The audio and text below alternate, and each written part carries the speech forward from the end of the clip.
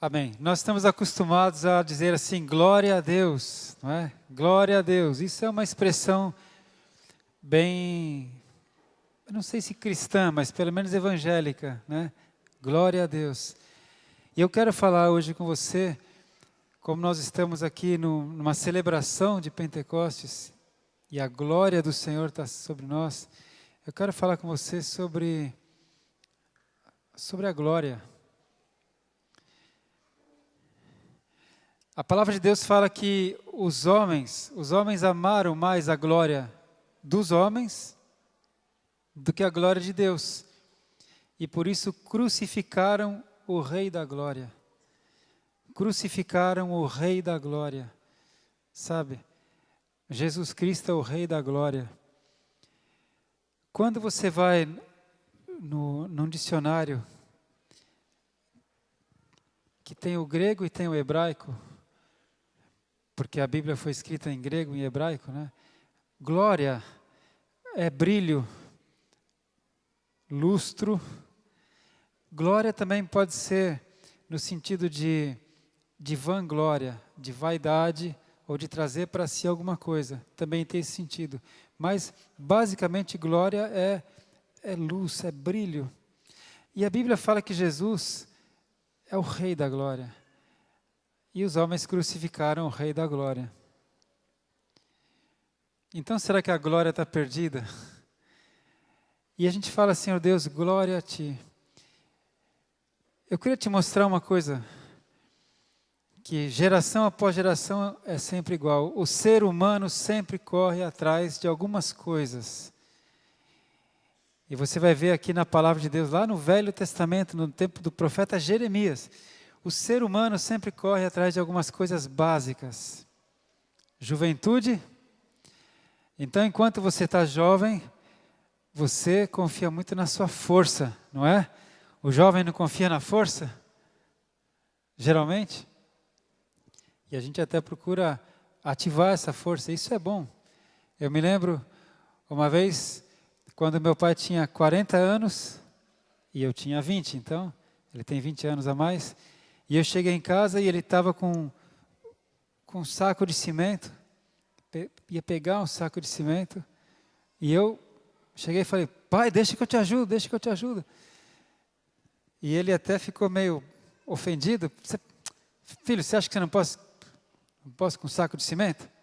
E aí ele, com 40 anos, ele pegou o saco de cimento, mas eu ia me dispor, né?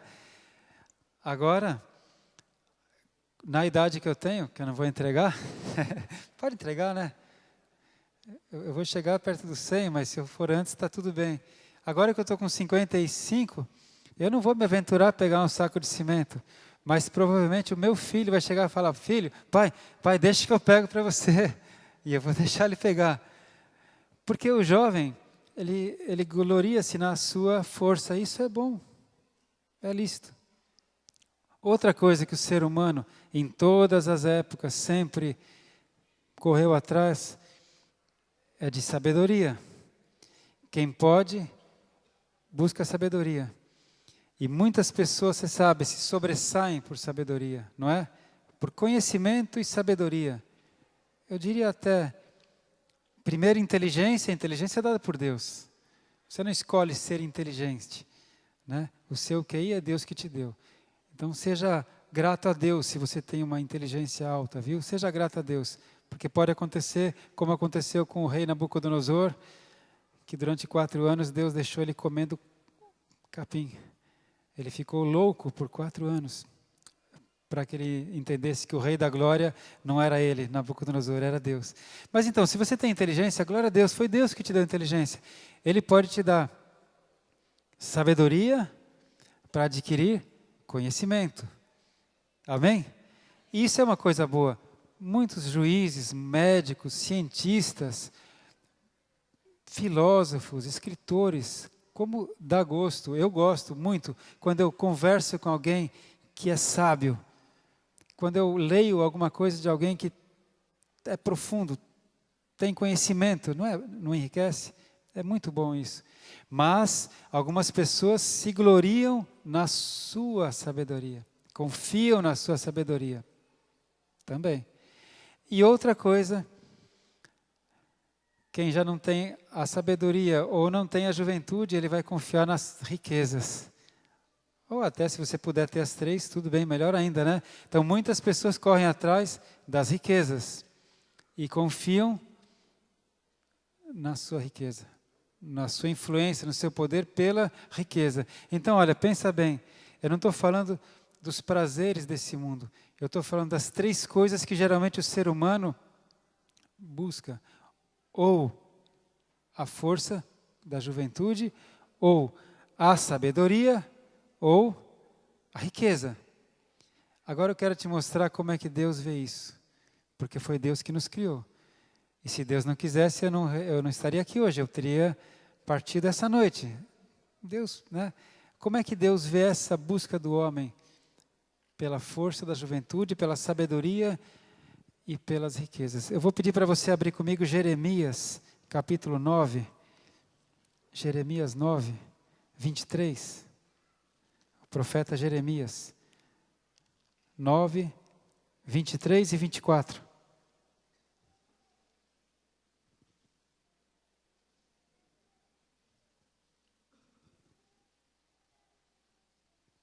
Assim diz o Senhor: não se glorie o sábio na sua sabedoria, nem se glorie o forte na sua força, não se glorie o rico nas suas riquezas. Mas o que se gloriar, glorie-se nisto, em me conhecer e saber que eu sou o Senhor, que faço beneficência, juízo e justiça na terra, porque destas coisas me agrado, diz o Senhor. Amém. Não se glorie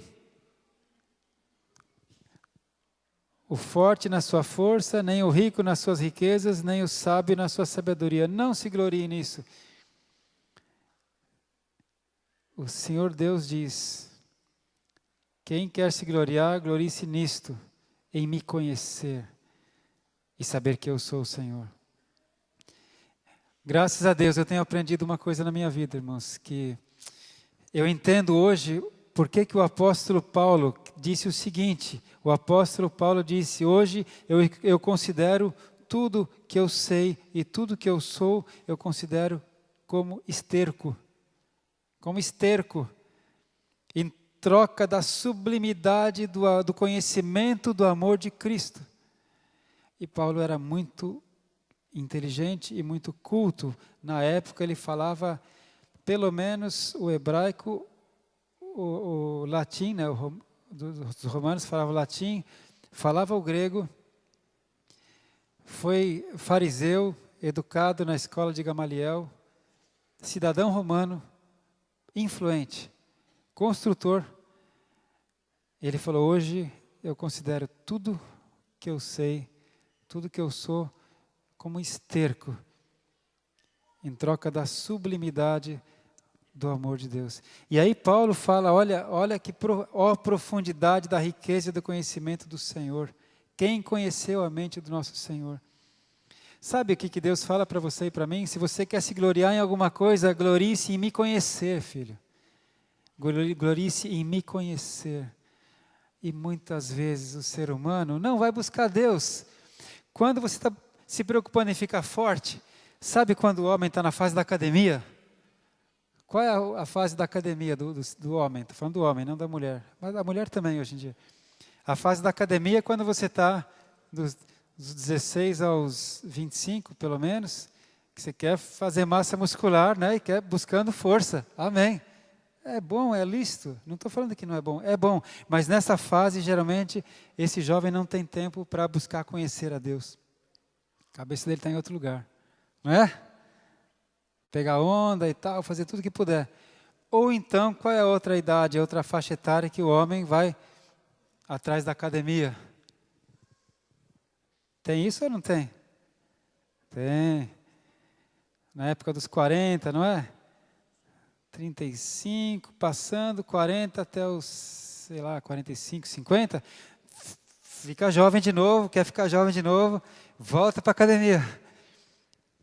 quando você está nessa fase também buscando força, que é lícito, aliás, é necessário, é saudável. Eu hoje tenho que fazer isso por imposição médica e do médico dos médicos. Mas o problema é quando você está na fase de buscar força, que você não busca conhecer o Senhor. Não se glorie na sua força, rapaz. Se glorie em me conhecer. Você entende? Aí, quando está na fase da sabedoria, de adquirir conhecimento, faz uma boa faculdade, faz um bom PhD, aí eu quero fazer pós-doutorado, e eu vou preparar mais uma tese, eu tenho que escrever meus artigos científicos, eu preciso estudar, eu preciso estudar, eu preciso estudar. É bom, é lícito, mas o problema é que você se gloria nisso e esquece de buscar o Senhor, que te deu a inteligência. E Deus fala, não se gloria nisso, se glorie em me conhecer. Amém? Você está comigo? Você busca muito uma coisa e esquece de buscar o mais importante, e a vida vai passando, hein? Ou então, aquele terceiro caso que Deus fala aqui, não se glorie nas riquezas, porque quem está naquela fase de vida que não, eu preciso fazer o pé de meia, eu tenho que me garantir, eu tenho que ficar rico, eu tenho que garantir para os meus filhos, eu preciso, e você corre atrás do dinheiro, aparece mais uma coisa, aparece mais um bico, aparece mais uma oportunidade, eu preciso aproveitar.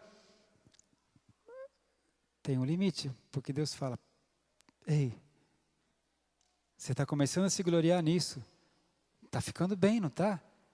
Trocou de carro, trocou de casa, daqui a pouco troca de esposa, né? Ei, se gloria em me conhecer, e saber que eu sou o Senhor, eu sou Deus. Eu acho que esse é um recado de Deus para nós. Já pensou se o jovem pudesse entender isso enquanto ainda é jovem? Já pensou se o casado pudesse entender isso antes do divórcio? Já pensou se cada um de nós pudesse buscar conhecer o Senhor antes de vir o dia mau? Porque depois que vem a calamidade fica mais difícil ainda, porque já não buscava Deus, já não conhecia Deus, mas quando tem um problema na vida, culpa Deus. Fala a verdade. E por isso Deus fala assim, olha, se procurem me conhecer, né? Glorie-se em me conhecer e saber que eu sou o Senhor. E agora, por favor, ouça isso. Que faço, versículo 24, que faço beneficência, juízo e justiça na terra. Eu sou Deus e eu faço beneficência, juízo e justiça na terra. E eu me agrado dessas coisas. Não é isso que ele fala? Eu me agrado dessas coisas. Eu tenho prazer nisso. Eu tenho prazer em fazer. O que é beneficência? Beneficência, essa palavra aqui, no hebraico, porque foi escrito em hebraico, né? É o Hesed. Hesed. Lembra que uma vez eu preguei sobre o Hesed? Hesed é amor em ação. Amor em ação. Amor fiel. Aliança de amor e o amor que é colocado em ação. Isso é Hesed, que a nossa versão portuguesa traduziu como beneficência e tem outras palavras, né? Mas é Hesed, é amor fiel, é amor em ação. E Deus fala, eu coloco o meu amor em ação na terra. E eu me agrado disso. Sabe quando o rei Davi falou, olha, ainda tem alguém aqui da casa de Saul para que eu possa exercer de misericórdia? Na verdade ele falou, eu quero exercer beneficência sobre a vida dele, eu quero fazer Hesed. E por amor a Jonatas, filho de Saul, Davi cuidou do Mefibosete, né, do neto de Saul, filho de Davi. Ele exerceu Hesed, porque Davi era um homem segundo o coração de Deus. Davi aprendeu que Deus exerce amor, né? E Davi fez isso também. Então, Deus quer que você e eu saibamos que Ele se agrada em exercer o amor dEle, em fazer beneficência na terra. Mas como é que Ele vai poder exercer o amor dEle por você, se você não o conhece? Porque se você não o conhece, você não anda com Ele, você não fala com Ele, você não confia nele. Como ele vai poder exercer? Por isso que ele fala, filho, para de confiar na tua sabedoria. Vem me conhecer. Para de buscar a tua força, filho. Vem me conhecer. Espera um pouco para ficar rico. Aliás, Deus fala que se a gente buscar em primeiro lugar o reino dos céus e a sua justiça, as demais coisas serão acrescentadas. Só que quando a gente inverte a ordem, a gente muitas vezes tem problemas e ainda não conhece o Pai. Ele fala também que ele exerce justiça, não é? Justiça, aqui é mishpat. Justiça, ele é um justo juiz. Isso é julgamento mesmo. Deus julga as causas, e Ele tem prazer nisso. Ele julga as causas, Ele é um justo juiz. Sabe quando você tem um problema, que você fala, meu Deus, isso é injustiça, eu estou sendo injustiçado, eu não merecia isso que está acontecendo. Então, sabe o que você pode fazer? Recorre ao justo juiz. Recorre a Deus. Deus fala, sabe, Ele fala assim, apresenta as tuas causas, filho, para que eu possa te justificar.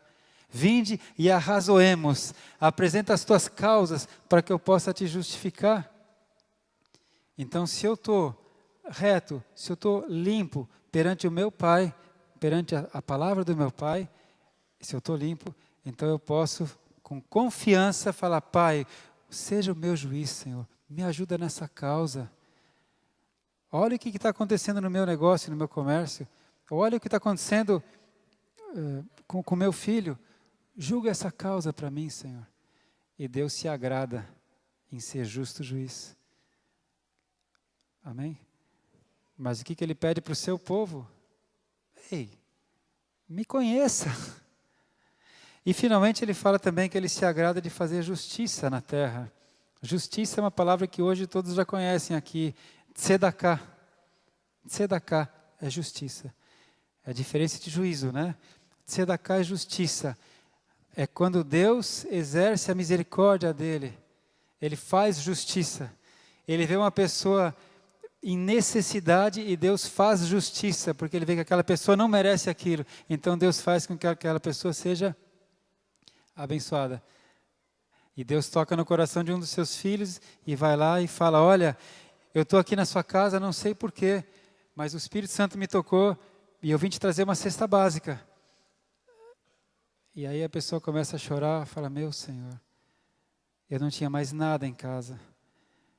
Eu orei essa noite e se não aparecesse alguma coisa que eu não sei nem o que, eu não teria o que dar de comer para os meus filhos. E você apareceu aqui e me trouxe essa cesta básica.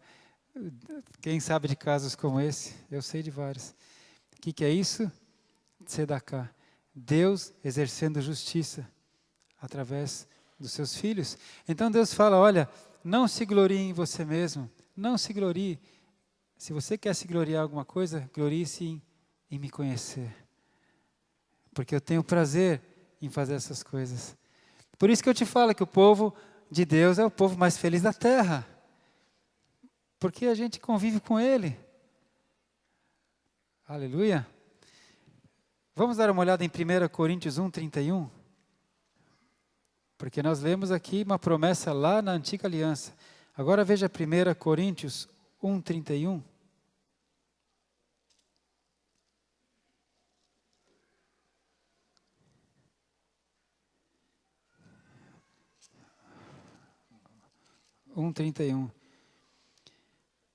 Para que, como está escrito, aquele que se gloria, glorie-se no Senhor. Aquele que se gloria, glorie-se no Senhor. Como está escrito onde? Lá em Jeremias, que nós lemos. Só que o que ele fala antes, o apóstolo Paulo? Vós sois dele, você é de Deus, você pertence a Deus em Jesus Cristo, o qual foi para nós, ele foi feito por Deus, sabedoria e justiça e santificação e redenção. Aleluia. Então, você é de Deus. Quando você tem Jesus Cristo, você é de Deus, você pertence a Ele. Jesus comprou a sua vida com o sangue dEle para você pertencer a Deus. E se você é de Deus, você pode se gloriar em Deus. Isso que Ele fala, glorie-se no Senhor, porque você é dEle. Você precisa de justiça? Jesus é a nossa justiça. Você precisa de salvação? Jesus é a nossa salvação. Você precisa de sabedoria, Jesus é a nossa sabedoria. Você precisa de cura, Jesus é a nossa cura. Tudo por Ele, nada sem Ele. Eu preciso agradar o meu Senhor, porque Ele comprou a minha vida, e Ele é o meu tudo. Eu posso me gloriar em Deus. Olha, eu não preciso me gloriar nas minhas riquezas, porque Cristo é a minha riqueza. Eu não preciso me gloriar na minha sabedoria, porque Ele é a minha sabedoria. Ele é a minha justiça. Ele é a minha cura. Porque eu sou dele e Ele é meu. Posso te dizer, a melhor coisa que você vai fazer na sua vida é entregar a tua vida para Jesus.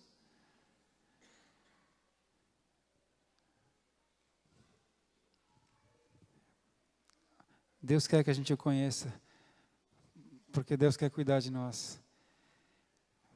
Mesmo você que é pai, olha, só sabe o que é ser pai quem é pai, só sabe o que é ser mãe quem é mãe. A gente pode ler sobre isso, mas não é uma coisa que se entende, é uma coisa que se vive. Assim como ninguém pode entender o que é ser avô, a menos que seja, e eu já provei isso também, né? Se você é pai, e o seu filho, fala, pai, eu estou indo embora, eu não quero mais, eu não concordo mais, fui. E o seu filho for embora, ainda que você é pai, ainda que você continue o amando, você já não pode mais cuidar dele. Não é? Como você vai cuidar dele? Se ele virou as costas para você e foi embora, você vai sofrer, mas você não vai poder cuidar. Você só cuida de quem aceita ser cuidado. As pessoas estão sofrendo sem Deus, sem Jesus, porque não querem Jesus ou porque não conhecem Jesus. E o Senhor está fazendo um apelo aqui, olha, não se glorie em você, se glorie em me conhecer. Deixa eu cuidar de você. Deixa eu te mostrar aqui que é qualidade de vida. Amém? Então essa primeira parte dessa palavra é para você que ainda não tem Jesus como Senhor da sua vida. Como eu também não tinha, eu conheci Jesus com 20 anos de idade. Eu não conhecia Jesus. Eu não concordava com Jesus. Eu não aceitava a Bíblia. Porque eu era inteligente e racional. Eu achava. Eu não conhecia Jesus. Mas no dia que eu entreguei minha vida para o Senhor Jesus Cristo, eu passei a ter relacionamento com Deus. Eu comecei a ver que cada uma das promessas que tem na Bíblia eram para mim e começaram a acontecer na minha vida. E Deus começou a cuidar de mim. Deus quer cuidar de você. Jesus falou, eu vim para que você tenha vida e vida abundante. Não só sobrevida, vida abundante. Amém? Glória a Deus. Agora, essa segunda parte da palavra é para você que já tem Jesus. Por que algumas vezes as pessoas já têm Jesus Cristo, então já pode ter intimidade com Deus, já conhece o Senhor, e às vezes não tem vida abundante? Não é? Às vezes não tem vida abundante. Muitas vezes é porque não quer viver o que Deus fala na palavra. Você tem que abrir mão de algumas coisas. Jesus falou, não dá para servir 2 reinos, você não pode obedecer a 2 senhores, você tem que fazer algumas escolhas na vida. E Deus fala para nós que o caminho dele é melhor do que o nosso, que os pensamentos dele são melhores do que os nossos. A gente só tem que ter coragem para querer fazer a vontade dele. Mas às vezes o problema é espiritual, porque existem demônios. O mundo espiritual é real. Existem demônios. E eu quero contar para você agora uma breve história, não de demônios, mas uma história de Jesus Cristo, o Senhor dos Senhores. Amém? Então vamos lá para Marcos capítulo 5. Marcos capítulo 5.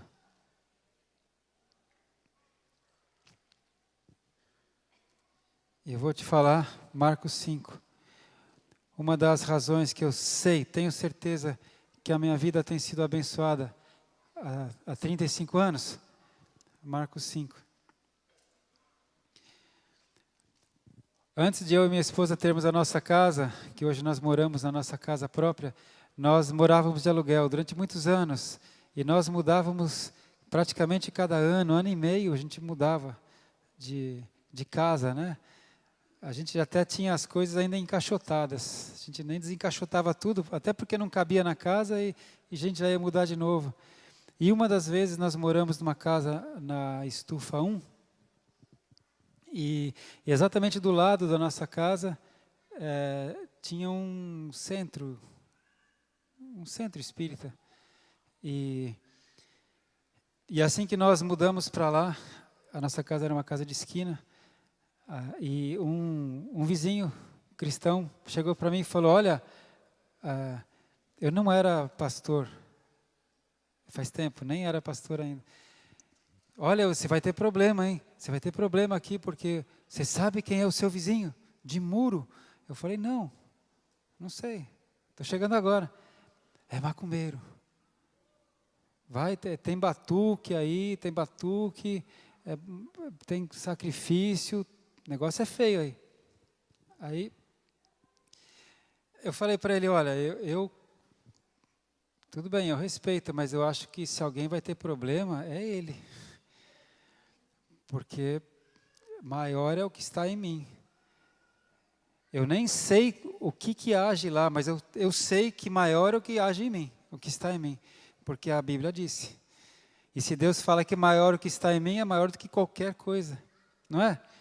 E olha, irmãos, que bênção. Eu vou te falar, nós moramos lá naquela casa, acho que durante 1 ano e meio, mais ou menos. Eu nunca ouvi um tambor. Nunca ouvi. Nada. A única coisa que aconteceu é na noite que eu fui consagrado pastor, como hoje vai ter consagração de pastores, na noite que eu fui consagrado pastor, foi um chamado de Deus para a minha vida, então eu morava numa esquina, isso tipo uma encruzilhada, né? Então naquela noite que eu fui ungido pastor, um irmão me chamou, bateu 10 para meia-noite, pastor, na janela. Eu ouvi aquela vozinha ao longe, pastor, mas eu falei, meu Deus, alguém está precisando de pastor aí. Pastor. Aí uma hora me deu um clique, será que pode ser comigo, né? Porque eu tinha acabado de ser ungido pastor. Já pensou que alguém já estava me chamando de pastor? É estranho isso, né? Aí eu falei, pode ser comigo. Daí eu fui ver, era um irmãozinho, estava ali na janela, pedindo para que eu pudesse levar a sua mãe na Santa Casa, porque ele não tinha carro e eu tinha. Mas, o detalhe, ele falou, pastor, eu falei, sou eu. Então, o que foi, irmão? Vem aqui ver o que tem aqui na sua casa, vem ver o que tem aqui no seu muro. Daí eu saí com ele, a gente foi ali fora, justamente no meu muro, na encruzilhada, ali no chão tinha sido feito um trabalho, uma macumba, né? Tinha uma vela acesa e mais umas oferendas ali. E isso era 5 para meia-noite já. Então foi um trabalho que foi feito para passar a meia-noite, né? Acesa. Deus me acordou. Eu pude exercer tzedakah com a mãe dele. E ainda por cima, antes disso, Deus me avisou que o diabo tinha armado alguma coisa contra a minha vida, contra a minha família. Ainda estava acesa a vela. Eu ainda tive a oportunidade de apagar e desfazer aquele trabalho. Deus é bom o tempo todo. Deus é o Todo-Poderoso. A partir do momento que eu entreguei a minha vida para Ele, Ele cuida de mim. Porque Ele tem uma aliança de amor fiel pelos seus filhos. E Ele se agrada disso. Ele gosta disso. Ele quer que você vá bem. Ele quer que você vá bem. Ele te ajuda em todas as coisas. Amém? Aquilo lá era um ataque espiritual para a minha vida. Eram espíritos que estavam invocados ali. Quem faz essas coisas sabe o que está fazendo. E eles precisam de Jesus, porque muitas vezes não sabem o que estão fazendo. Eles aprenderam assim, e alguém precisa chegar e falar, olha, eu conheço Jesus Cristo. Aleluia. Então, olha, Marcos capítulo 5. Marcos capítulo 5. Chegaram a outra margem do mar, a província dos Gadarenos, e saindo ele, Jesus, do barco, lhe saiu logo ao seu encontro dos sepulcros um homem com um espírito imundo. Ouça isso, um homem com espírito imundo, o qual tinha a sua morada nos sepulcros, e nem ainda com cadeias o podia alguém prender. Porque tendo sido muitas vezes preso com grilhões e cadeias, As cadeias foram por ele feitas em pedaços, e os grilhões em migalhas, e ninguém o podia amansar. E andava sempre, de dia e de noite, clamando pelos montes e pelos sepulcros, e ferindo-se com pedras. Você imagina o estado desse homem? E ainda existe gente assim hoje, claro. Ele não dormia. Ele andava de dia, andava de noite, ele ficava clamando, resmungando, chorando, uivando, ele ficava se cortando com pedras, ele morava nos túmulos. Os habitantes da cidade já tinham tentado prendê-lo, porque ele atormentava as pessoas como um zumbi, né, andando. Cadeias e correntes não podiam prendê-lo, porque ele era tão forte que ele arrebentava as cadeias, mas era uma pessoa atormentada, andando dia e noite, se ferindo, sem descanso. E quando viu Jesus ao longe, ele correu em direção de Jesus e adorou-o. Irmãos, a gente não está acostumado com essa expressão, como assim adorou? Para essas coisas é bom ir lá no grego. E no grego aqui a palavra é proskenel. Proskenel é prostrar-se de joelhos, com a testa no solo, em atitude de profundo respeito e veneração. Isso foi o que aquele homem com espírito imundo fez. Quando ele viu Jesus, como ele poderia saber que Jesus era Jesus? A primeira vez que Jesus tinha saído da Galileia, atravessou o mar da Galileia e foi para a terra dos Gadarenos, Gerasa. Estava pisando ali pela primeira vez. E aquele homem veio correndo e começou a adorar, reverenciar Jesus. Na verdade, os demônios aqui conheciam Jesus. E clamando com grande voz, disse: que tenho eu contigo, Jesus, Filho do Deus Altíssimo? Conjuro-te por Deus que não me atormentes, porque Jesus dizia: sai deste homem, espírito imundo. Não me atormentes, pedia. Rogava a Jesus. Que tenho eu contigo? Jesus, Filho do Deus Altíssimo. Quem falou isso foi o demônio que estava na pessoa. Os demônios conhecem Jesus. Os demônios tremem diante do nome de Jesus. Os homens é que são bobos e não respeitam Jesus. No mundo espiritual, a gente vai ver aqui que eram 2.000 demônios naquele homem. Eles vieram e se prostraram aos pés do Rei da Glória, do Senhor Jesus Cristo. Amém? Olha, eu vou te dizer, século 21, mas está na hora de você buscar conhecer Jesus. Porque Jesus vai voltar. E nesse mundo aqui, se você tem Jesus, você tem justiça, você tem misericórdia, você tem tudo que você precisa. Então, Jesus perguntou a ele: qual é o teu nome? E ele respondeu dizendo: Legião é o meu nome, porque somos muitos. E rogava-lhe muito que não os enviasse para fora daquela província. E andava ali pastando no monte uma grande manada de porcos. E todos aqueles demônios rogaram, dizendo: manda-nos para aqueles porcos, para que entremos neles. E Jesus logo lhe permitiu. E saindo aqueles espíritos imundos do homem, entraram nos porcos. E a manada se precipitou por um despenhadeiro no mar, eram quase 2.000, e afogou-se no mar. Você sabia que espíritos podem entrar nas pessoas? Espíritos podem entrar nos animais. Espíritos procuram moradia. Jesus ensinou isso. Os espíritos não ficam vagando, eles procuram pessoas para entrar, de preferência. Se não der, eles entram até em animais, mas eles preferem entrar em pessoas. E Jesus veio para libertar o cativo. Hoje, se tem alguém atormentado por espírito imundo, vai ser liberto, se quiser, se crer. Às vezes a causa da sua insônia é espírito imundo, sabe? Às vezes a causa da sua enfermidade é espírito. Muitas das curas que Jesus fez foram expulsadas, o demônio, a pessoa ficou curada.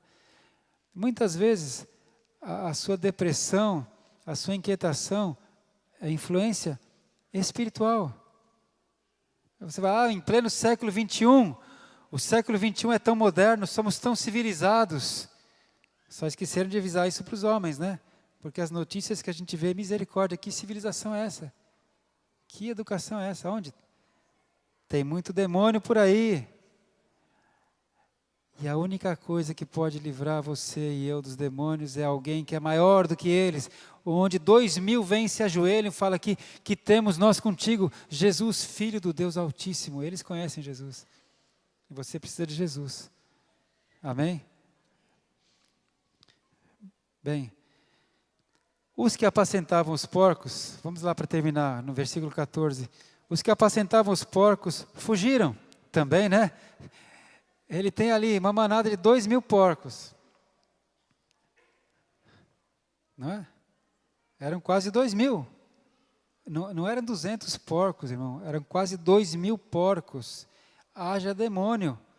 Se entrou um demônio em cada porco, então eram quase 2000 demônios que estavam num homem. Num homem. Não é por acaso que ninguém consiga prendê-lo nem com cadeias. Imagina a força desse ser, né? Dessa morada de demônios. Não é para menos que ele não dormia, que ele andava dia e noite, que ele ficava se atormentando e se cortando. Ele estava totalmente atormentado por demônios. Agora, a situação dos guardadores de porcos. De repente ele vê os seus porcos começando a grunhir, berrar, se bater um contra o outro, e se morder um contra o outro, e os porcos começam a ficar loucos, totalmente loucos. 100, 200, 500, 700, 1000, 1500, 2000 porcos alucinados, loucos, endemoniados. E de repente todos eles correm e num despenhadeiro eles se lançam no despenhadeiro e se afogam no mar. O que os donos dos porcos fizeram?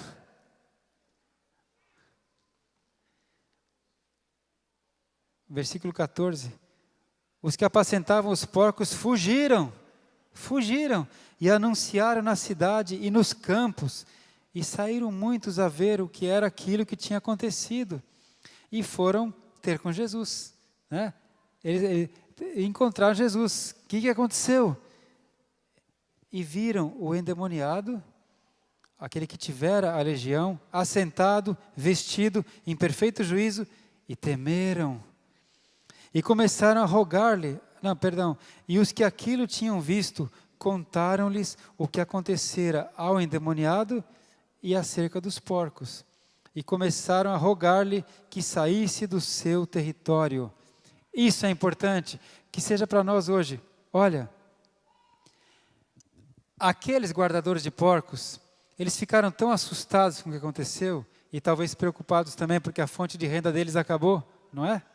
A sua manada, eles foram para a cidade, foram nos campos, todo mundo que eles encontraram, eles contaram o que aconteceu com os meus porcos e o que aconteceu.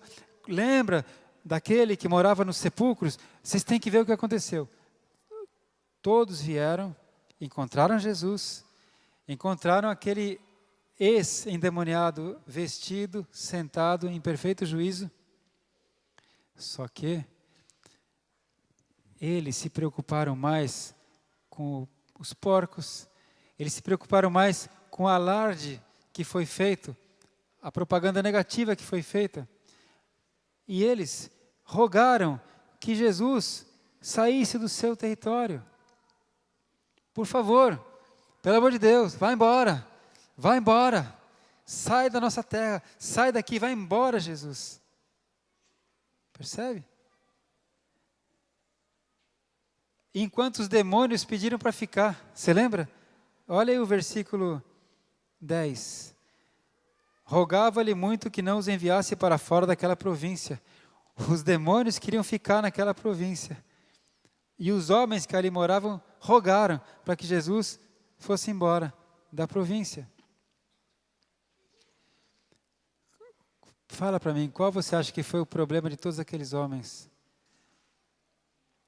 Foi a maneira que o Evangelho foi anunciado, foi a maneira que eles foram apresentados a Jesus. Aqueles que viram os porcos e viram o endemoniado, eles ficaram horrorizados, ficaram com medo, ficaram pensando neles e não no endemoniado, liberto. E eles trouxeram uma notícia para a cidade de loucura. Eles vieram com medo e pediram para Jesus ir embora. Não é? Lembra da mulher samaritana? A mulher que teve um encontro com Jesus no poço. E ela foi até a cidade e falou: olha, eu encontrei o Messias. Eu encontrei um homem que disse tudo da minha vida. Vocês têm que conhecer. E a cidade inteira veio para conhecer Jesus. Foram salvos e pediram que Jesus ficasse lá na cidade com eles. Qual foi a diferença agora? A maneira como Jesus foi apresentado para a cidade. Percebe? E qual é a maneira que Jesus tem sido apresentado para a nossa sociedade? Por que as pessoas têm medo de Jesus, têm medo de crente? Por que muitas vezes as pessoas pedem, vai embora, não fala disso para mim não? Por quê? Porque o Jesus que está sendo apresentado muitas vezes é um Jesus de escândalo, de fanatismo, não é? A gente, meu Deus. Então olha a nossa responsabilidade. Aí então, só para a gente completar, olha só. Versículo 18. Jesus entrou no barco. Eles não me querem aqui, volto para Galileia. E entrando ele no barco, versículo 18, rogava-lhe aquele que for endemoniado que o deixasse estar com ele. Jesus, porém, não lhe o permitiu, mas disse-lhe, vai para a tua casa, vai para os teus e anuncia-lhes quão grandes coisas o Senhor te fez e como teve misericórdia de ti. E ele foi e começou a anunciar em Decápolis quão grandes coisas Jesus lhe fizera, e todos se maravilharam. Amém. Jesus falou, não venha comigo, vai ser mais importante se você voltar lá para sua casa e anuncia que grandes coisas o Senhor fez para você. E ele foi e anunciou o que Jesus fez, e as pessoas ficaram maravilhadas. E garanto que todos ficaram com vontade de conhecer Jesus. E muitos devem ter ido depois atrás de Jesus e foram salvos. Por que as multidões iam atrás de Jesus? Cada vez mais pessoas ficavam sabendo dele. Mas você percebe a diferença? Quando um homem, quando uma pessoa grata a Deus fala dele, outras pessoas se interessam em conhecê-lo. Mas quando uma pessoa fala mal dele ou causa escândalo com o nome dele, muitas pessoas não querem nem ouvir falar dele. Essa é a nossa responsabilidade. Que os nossos amigos, que as pessoas de Ubatuba, que aqueles que da nossa geração possam olhar para a sua vida e para a minha e falar assim, olha, você parece uma pessoa normal, você parece uma pessoa equilibrada, você me parece inteligente até e ponderado, e eu reconheço que você tem alguma coisa que eu não tenho. Você tem uma paz, você tem uma esperança. O que você tem? Aí você pode falar dele. Eu conheci Jesus Cristo um dia. Eu conheço Deus agora. Eu falo com Ele, Ele fala comigo todo dia. Ele tem cuidado de mim. Amém? Eu creio que é isso que Deus espera de nós. Que a gente anuncie Jesus, aquilo que a gente vive, aquilo que a gente presencia.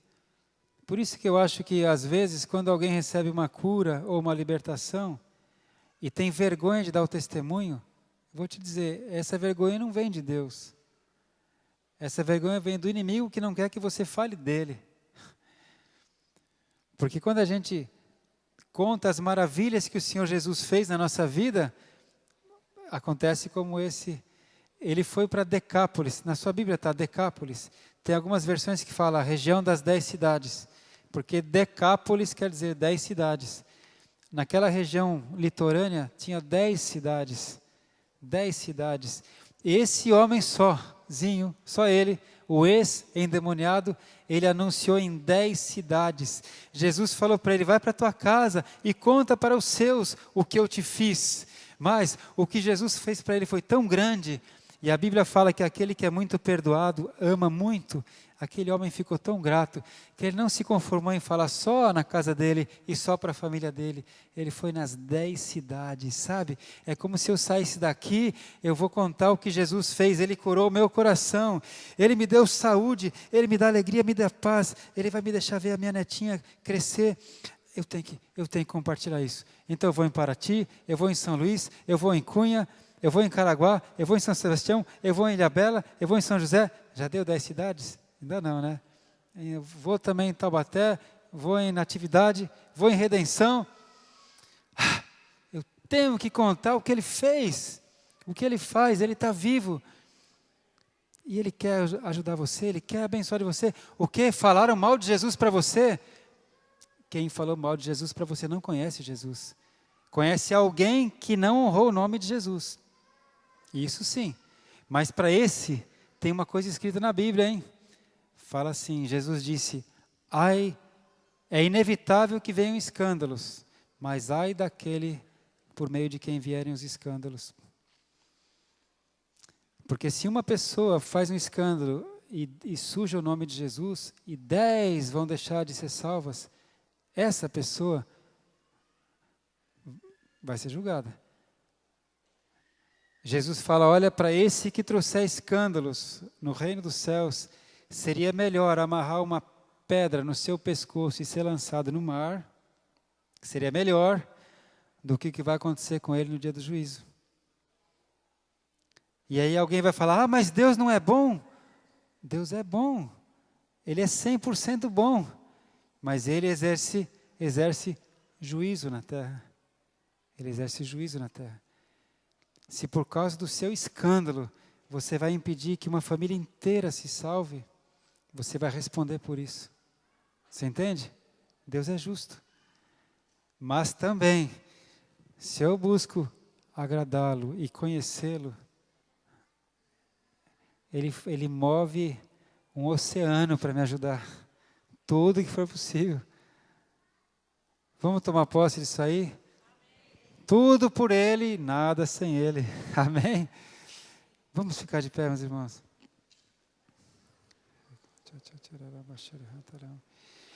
Eu peço ao Senhor agora, em nome de Jesus, que essa palavra possa cair no seu coração para trazer libertação para você.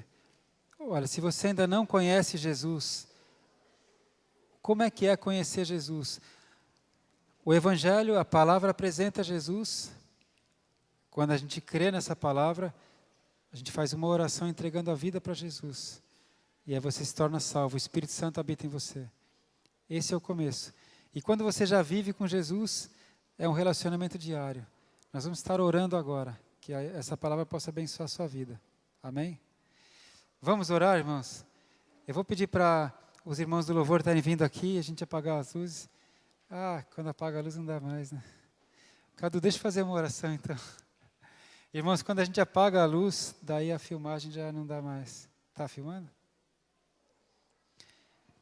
Pai, eu peço em nome de Jesus que essa palavra entre no coração de cada vida que teve acesso a essa palavra agora. E se você concorda comigo, você pode entregar sua vida para Ele agora, dizendo assim, olha, Senhor Jesus, eu quero te conhecer. Eu reconheço que eu tenho ideias pré-concebidas a teu respeito.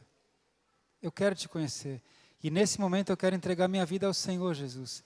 Se essa palavra é verdade, seja verdade na minha vida.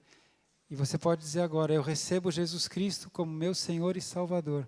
Se você fez essa oração voluntária e consciente, tenha certeza, o Espírito Santo entrou na sua vida agora. E a tua vida nunca mais vai ser a mesma. Porque a partir de agora, Deus é a tua justiça, Ele é o teu juiz, é o teu ajudador. Deus te abençoe, viu? Paz.